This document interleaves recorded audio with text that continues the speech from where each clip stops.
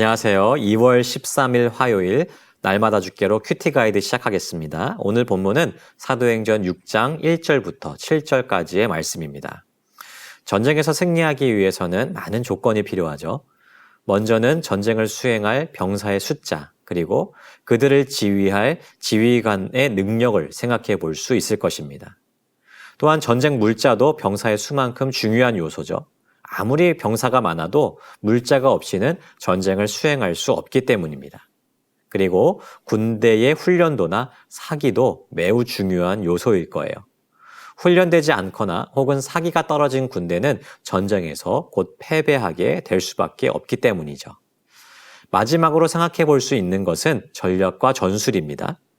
전쟁은 힘 대 힘으로 맞붙어 싸우기도 하지만 때로는 적절한 전략과 전술을 사용할 줄 알아야 됩니다. 그 전술 중에서 가장 많이 사용되는 전술은 무엇이 있을까요? 바로 이간책일 것이에요.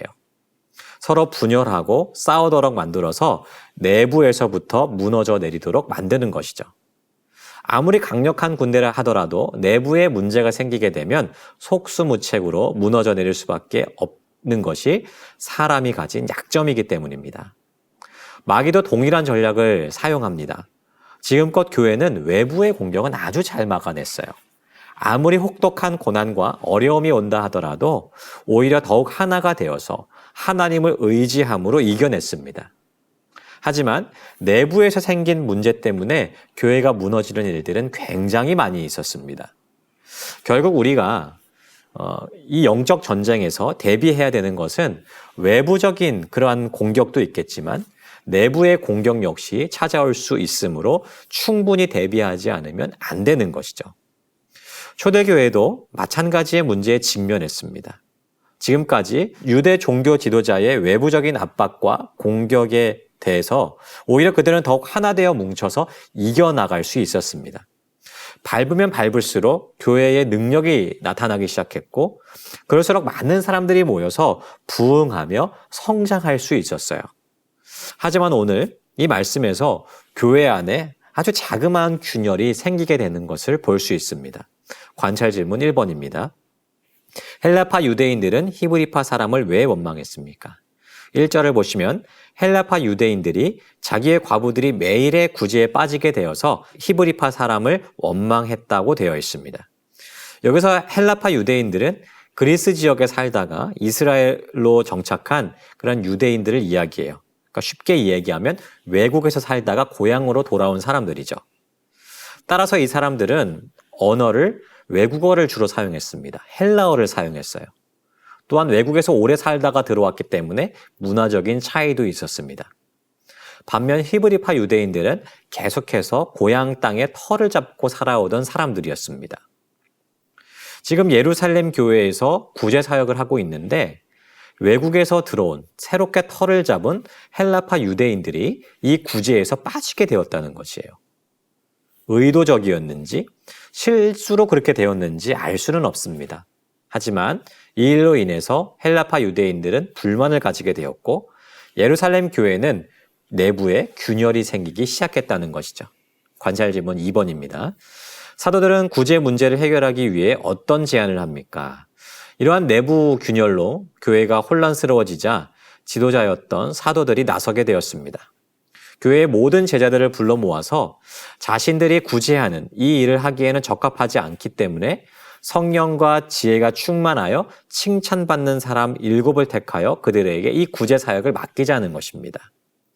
이 7사람이 해야 될 일은 기본적으로 재정을 맡는 일이었어요. 교회의 재산을 잘 관리하고 나눠서 가난한 사람들, 어려운 사람들에게 공평하게 나누어 주는 일이었죠. 그러므로 그 누구보다 지혜롭고 또한 사람의 그 아픈 마음을 잘 헤아릴 수 있는 사람이었어야만 됐습니다. 그리고 재정을 관리하는 일이었기 때문에 누구보다 정직하고 신뢰할 만한, 그래서 많은 사람들에게 칭찬을 받는 사람이었어야만 됐습니다. 관찰 질문 3번입니다. 7명이 세워지자 어떤 일이 일어납니까? 이렇게 7명의 집사들이 세워졌습니다. 그리고 사도들은 오직 기도와 말씀에 전념했어요. 그러자 어떤 일이 일어났습니까? 교회 안에 모든 분쟁과 갈등이 사라졌습니다. 그리고 사도들이 말씀과 기도에 전념하자 교회 안에 말씀이 점점 왕성해지기 시작했어요. 그러자 제자의 수가 심히 많아지고 심지어 제사장들까지도 복음에 복종하여 성도가 되게 되었습니다. 말씀을 정리해 보겠습니다. 예루살렘 교회 안에 아주 자그마한 분열과 갈등이 생겼습니다. 하지만 사도들은 이 위기를 너무도 지혜롭게 극복했어요. 어떻게요? 오직 말씀과 기도로 극복했다는 것이죠. 문제가 생기면요, 이것을 해결하기 위한 여러 가지 방법들을 생각합니다. 하지만 그 어떤 것보다 기본으로 돌아가야만 됩니다. 사도들은 이 위기 속에서 다른 것을 생각하지 않고 기본으로 돌아가기로 결정했어요. 마귀의 공격 속에서 오직 말씀과 기도에 집중하기로 했고, 실제로 초대교회는 이 모든 갈등을 이겨낼 뿐 아니라 오히려 더욱 큰 부흥을 맛보게 되었습니다. 마찬가지입니다. 때로는 교회 안에 갈등이 있을 수 있습니다. 혹은 우리 가정 안에서, 믿음의 공동체 안에서 그러한 일들은 얼마든지 일어날 수가 있어요. 이러한 위기 속에서 우리가 붙들어야 될 것은 무엇입니까? 다른 것보다 오직 기본으로 돌아가야 되는 줄 믿습니다.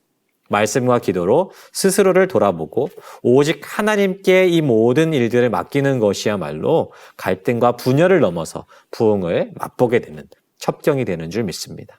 오늘도 오직 하나님의 말씀과 기도에 집중하여서 말씀의 왕성함을 경험하는 우리 모두가 되기를 주님의 이름으로 축복합니다.